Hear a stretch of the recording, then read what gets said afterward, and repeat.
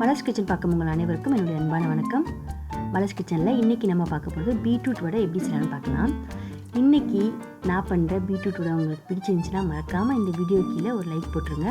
அப்புறம் மறந்துடாமல் இந்த வீடியோ ஷேர் பண்ணிடுங்க. இப்போது பீட்ரூட் வடை எப்படி செய்யலாம்னு பார்க்கலாம் வாங்க. பீட்ரூட் வடை பண்ணுறதுக்கு நான் சின்னதாக ஒரு 2 சின்ன பீட்ரூட் எடுத்திருக்கேன். அடுத்ததாக கடலைப்பருப்பு எடுத்திருக்கேன். கடலைப்பருப்பு நான் ஒரு 1/2 கப் கடலைப்பருப்பு எடுத்திருக்கேன். முதல்ல இந்த கடலைப்பருப்பை நம்ம தண்ணியில் ஊற வச்சுக்கலாம். அதாவது ஒரு 30 நிமிஷம் இது ஊற வச்சா போதும். கொஞ்சமாக இப்போ தண்ணி சேர்த்துக்கலாம். இது கூட காரத்துக்கு நான் ஒரு 2 வரமிளகாவை இதில் சேர்த்து ஊற வச்சுக்க போகிறேன். அடுத்ததாக பீட்ரூட் ஓரத்தில் இருக்க 2 பக்கத்தையும் நல்லா கட் பண்ணி எடுத்துடலாம். கட் பண்ண பின்னாடி இதுக்கு மேலே இருக்க தோலெல்லாம் நம்ம எடுத்துடலாம். எடுத்து நல்லா தண்ணியில் கழுவிட்டு இதை நம்ம துருவி வச்சுக்கலாம்.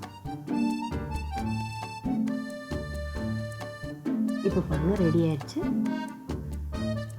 இதை ஒரு பாத்திரத்தில் மாற்றி வச்சிடலாம். அடுத்ததாக இதுக்கு தேவையான ஒரு பெரிய வெங்காயம் எடுத்துக்கலாம். ஒரு மீடியம் சைஸ் அளவுக்கு வெங்காயம், பெரிய வெங்காயம் இருந்தால் போதும். இந்த வெங்காயம் ரொம்பவே பெருசாக இருக்குது. அதனால் நான் ஒரு பாதி வெங்காயம் தான் போடுறேன். முதல்ல இந்த வெங்காயத்தை ரொம்ப குட்டி குட்டியாக கட் பண்ணிக்கணும். அப்போ தான் வடைக்கு ரொம்பவே நல்லாயிருக்கும். இந்த வடை நம்மளுக்கு செய்கிறதுக்கு ஒரு 1/2 மணி நேரம் போகும். ரொம்ப ஈஸியாக சிம்பிளாக பண்ணிடலாம். வீட்டில் இருக்கவங்க எல்லாத்துக்குமே ரொம்ப பிடிக்கும். நீங்கள் வீட்டில் செஞ்சு பாருங்கள். முக்கியமாக குழந்தைங்க நல்லா விரும்பி சாப்பிடுவாங்க. அப்புறம் பீட்ரூட் ரொம்ப சத்து நிறையா இருக்குதுல்ல, உடம்புக்கும் ரொம்ப நல்ல ஹெல்த்தியானது. ஸோ இப்போ கட் பண்ணி வச்சுருக்க இந்த வெங்காயத்தை தனியாக ஒரு பாத்திரத்தில் எடுத்து வச்சிடலாம்.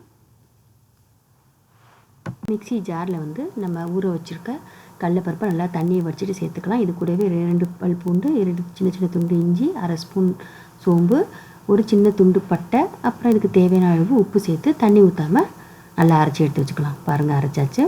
இப்போ அரைச்சி வச்சுருக்க இந்த கடலைப்பருப்பை ஒரு பாத்திரத்தில் சேர்த்தலாம். இது அரைக்கும் போது ரொம்ப நைஸாக அரைக்கக்கூடாது. கொஞ்சம் குறைன்னு இருக்கணும். அப்போ தான் வடை ரொம்ப நல்லா கிறிஸ்பியாக நல்லாயிருக்கும். பாருங்கள் இந்த பதத்தில் தான் இருக்கணும்.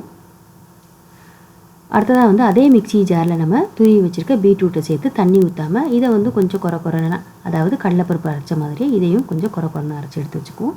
அரைச்சி வச்சுருக்க இந்த பீட்ரூட்டை கடலைப்பருப்பு கூட சேர்த்து நம்ம வெட்டி வச்சுருக்க வெங்காயத்தை இதில் சேர்த்துடலாம்.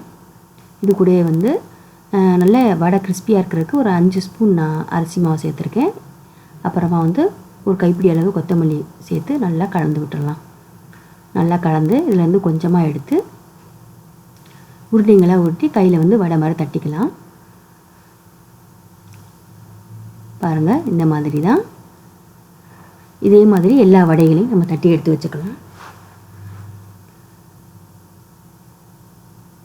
நம்ம 2 பீட்ரூட் சின்ன சின்னதாக எடுத்திருக்கோம். இதில் நம்மளுக்கு ஒரு 16 வடைகள் வந்திருக்கு. அடுத்ததாக இந்த தயாரான வடைகளை நம்ம எண்ணெயில் போட்டு எடுக்க போகிறோம். அதுக்கு வடை சட்டியில் கொஞ்சமாக எண்ணெய் வச்சு எண்ணெய் சூடான பின்னாடி எல்லா வடையும் இதில் போட்டு எடுத்துடலாம். கேஸை மீடியம் ஃப்ளேம்லேயே வச்சுக்கலாம். இது 2 பக்கமும் நல்லா பொன்னிறம் வரணும். அது வரைக்கும் நம்மளை திருப்பி போட்டு எடுத்துக்கலாம். பாருங்கள் சூப்பரான நல்ல கிறிஸ்பியான பீட்ரூட் வடைகள் தயாராகிடுச்சு. நீங்களும் இதை வீட்டில் செஞ்சு பாருங்கள். செஞ்சு பார்த்துட்டு எப்படி இருக்குன்னு சொல்லுங்கள். மறந்துடாமல் இந்த வீடியோ கீழே ஒரு லைக் போட்டுருங்க. அப்புறமா மலர்ஸ் கிச்சனுக்கு சப்ஸ்கிரைப் பண்ண மறந்துடாதீங்க. நன்றி, வணக்கம்.